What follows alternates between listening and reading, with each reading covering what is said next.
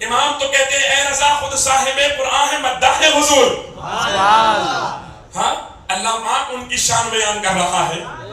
صاحب قرآن ہے مداح حضور. تو تجھ سے کم ممکن ہے پھر مدحت رسول اللہ کی پوری زندگی حضور کی مدحت کرنے کے بعد یہ کہتے ہیں.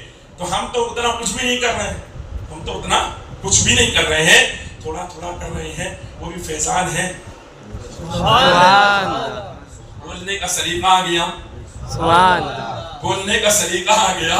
فیضان ہے حضور سلطان العلماء کا, کسی اور کا نہیں ہے. واللہ کسی اور کا نہیں ہے, واللہ کسی اور کا نہیں ہے. اور لوگوں کا حضور سلطان العلماء زندہ باد. نعرہ تکبیر اللہ اکبر. نعرہ رسالت. واللہ کسی اور کا نہیں. جدھر دیکھو جدھر دیکھو جدھر دیکھو تحدیث نعمت کے طور پر کہو. ابھی جس جگہ پروگرام کے لیے گیا, جب پروگرام ختم ہوا لوگ آئے میرے پاس اور مجھ سے کہا حضرت آپ کا پروگرام ایک دم ایسا ہوا کہ دل باغ باغ ہو گیا. جو آپ کو موضوع دیا اسی موضوع پر آپ نے بولا, اس سے ہٹ کر نہیں بولا, حق ادا کر دیا. پھر میں نے کہا اللہ کا شکر ہے. اتنا کہہ کر آگے بڑھا. ایک مولانا صاحب تھے, مولانا عام آدمی نہیں, وہ مولانا کہنے لگے اندور کی سرزمین پر صرف کچھ لوگ ہیں جو موضوع کا حق ادا کرتے ہیں. میں نے کہا کون؟ کہا پہلے تو آپ ہیں. میں نے کہا الحمدللہ. دوسرے؟ انہوں نے کہا دوسرے مولانا وسیم آزاد نگر والے. میں نے کہا تیسرے؟ کہا تیسرے مفتی شہزاد آزاد نگر والے. سبحان اللہ. میں نے کہا خدا کی قسم یہ حضور سلطان العلماء کا فیض ہے, یہ حضور سلطان العلماء کا فیض ہے اور کچھ نہیں ہے. ورنہ ہمارے پاس تھا کیا؟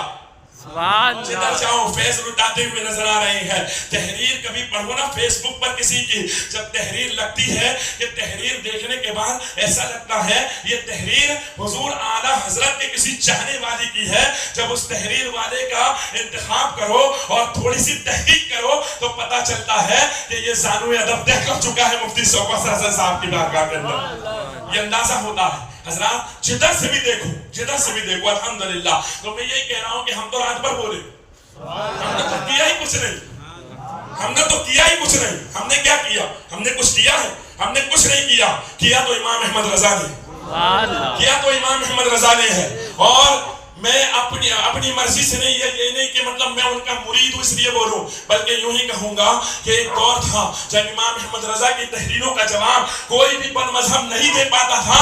آج دور ہے حضور سلطان العلماء کی تحریر کا جواب کوئی بد مذہب نہیں دے پاتا, کوئی نہیں دے پاتا. بلکہ بعض کا عالم تو یہ وہ سمجھ بھی نہیں پاتے. اور میں بعض میں سے چن کر بتاؤں, میری تو ملاقات ہوئی. ایک صاحب ہے, مولانا ہے, وہ عالم, سنی عالم ہے, عالم صاحب ہے, بلکہ مفتی بھی ہے, عالم بھی ہے اور مفتی بھی ہے. میری ملاقات ہوئی ہے. عالم صاحب ہے, مفتی صاحب ہے. ان کو میں نے حضرت کی کتاب دی جو میری نظر میں حضرت کی تمام کتابوں میں سب سے آسان کتاب ہے, جو میری نظر میں وہ ہے آفتاب اہل سنت, جس کو سب سے زیادہ آسان انداز میں حضور سلطان العلماء نے لکھا. وہ کتاب ان کو دی صاحب کو, وہ لے کر کے چلے گئے. اس کے بعد ملاقات ہوئی. میں نے کہا پڑھے آپ؟ کہنے لگے پڑھا تھا, سمجھ میں کچھ نہیں آیا. عالم بھی ہے, مفتی بھی ہے, پڑھا تھا, سمجھ میں کچھ بھی نہیں آیا. میں نے کہا اللہ اکبر. جب آپ کا یہ حال ہے کہ اتنی آسان کتاب بظاہر جو ان کی ہمارے لیے آسان نہیں ہے, لیکن حضور کی جو تحریر ہے ان تحریروں میں جو سب سے آسان ہے اس کا جب یہ عالم ہے, سبحان اللہ. تم کو اظہار مقاصد دے دیا جائے تو پتہ نہیں کہاں جاؤ گے.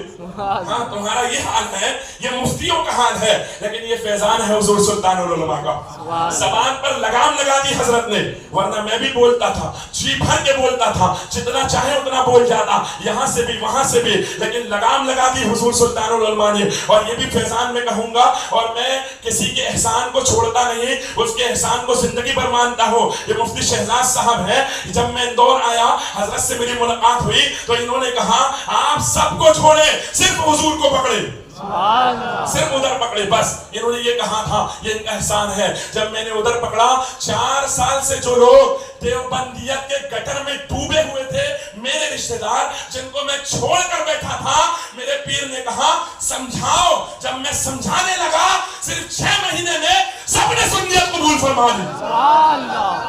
یہ فیضان ہے میرے آقا حضور سلطان العلماء کا. حضرات ہم جو ذکر کر رہے ہیں, جو محفل سجا رہے ہیں, الحمدللہ. تو حضرات میں عرض کر رہا تھا ہم نے کیا کیا؟ میں نے کہا ابھی آپ سے کہ 12 کے بعد سبحان اللہ منع نہیں ہے. ہاں بولیے. ہاں میں منڈی ہلانے والوں کو بالکل پسند نہیں کرتا. ہاں منڈی ہلانے والے مجھے بالکل اچھے نہیں لگتے, لگنا بھی نہیں چاہیے. ہاں اور ہم یار کسی اور سے کیوں ڈرے, یا کسی اور کا ذکر ہو رہا ہے تو نام لو دے. ارے یار ذکر کس کا ہو رہا ہے سوچو تو.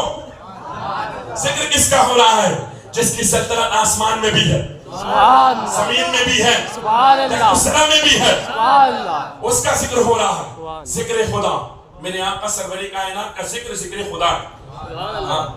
حضور کا ذکر ذکر خدا. بھائی میں اپنی طرف سے نہیں کہتا بلکہ بریلی کا امام کہتا ہے ذکر خدا جو ان سے جدا چاہو نجدیو. ذکر خدا جو ان سے جدا چاہو نجدیو. واللہ واللہ ذکر حق نہیں کنجی سقر کی ہے. برادران ملت اسلامیہ ذرا غور کرے, کنجی سقر کی ہے, جہنم کی کنجی ہے اگر حضور سرور کائنات کو چھوڑ کر کسی اور کے ذکر کو سنے. حضرات میں میرے آقا سرور کائنات کا ذکر کر رہے ہیں ہم لوگ. اور یہ حافظ عفاف صاحب اللہ پاک ان کو سلامت رکھے. آمین بولے نا آمین. ویسے مسلمان کے لیے دعا کرو تو آمین تو کہہ دینا چاہیے, اچھی بات ہے نا. ہمارے یہاں ایسا بھی مسئلہ ہوتا ہے جب ہم لوگ دعا کرتے ہیں نا مسجد کے اندر ہی دعا کریں, اگر کسی خاص آدمی کا نام لے لے نا تو اس نے آمین بھی نہیں کہتا. ایسا نہیں ہونا چاہیے. ہاں ایسا نہیں ہونا چاہیے نا. سب کا نام لو تو سب آمین کہتے ہیں, اپنا بھلا سب چاہتے دوسرے کا نہیں چاہتے. ایسا نہیں ہونا چاہیے. تو میں نے یہ کہا, اور یہ ان سے کوئی ذاتی معاملہ نہیں ہے, آپ بھی اللہ پاک اللہ آپ کو بھی آماد رکھے, اللہ آپ کو بھی سلامت رکھے. باقی ان کا اس لیے کہا کہ آج ان کے گھر میں ذکر مصطفیٰ ہے اور ان کی طاقت نہیں ہے کہ ذکر مصطفیٰ کروا لے. ان کی طاقت نہیں ہے کہ ذکر مصطفیٰ کروا لے. ان کی طاقت نہیں ہے کہ ذکر مصطفیٰ میں آ جائیں. میری طاقت نہیں ہے کہ حضور کا ذکر کر لو. یہ تو حضور جس سے چاہتے ہیں اس سے کروا دیتے ہیں, جس سے چاہتے ہیں اس سے کروا لیتے ہیں. جیسے شاعر نے کہا تھا نا محبوب کی محفل کو محبوب سجاتے ہیں, آتے ہیں وہی جن کو سرکار بلاتے ہیں. آقا کی سراخانی دراصل عبادت ہے. ہم نعت کی صورت میں قرآن سناتے ہیں, ہم نعت کی صورت میں قرآن سناتے ہیں. وہ لوگ خدا شاہد قسمت کے سکندر ہیں جو سرور عالم کا میلاد بناتے ہیں, سرور عالم کا میلاد بناتے ہیں. حضرات وقت بہت زیادہ ہو چکا ہے, میں زیادہ گفتگو نہیں کروں.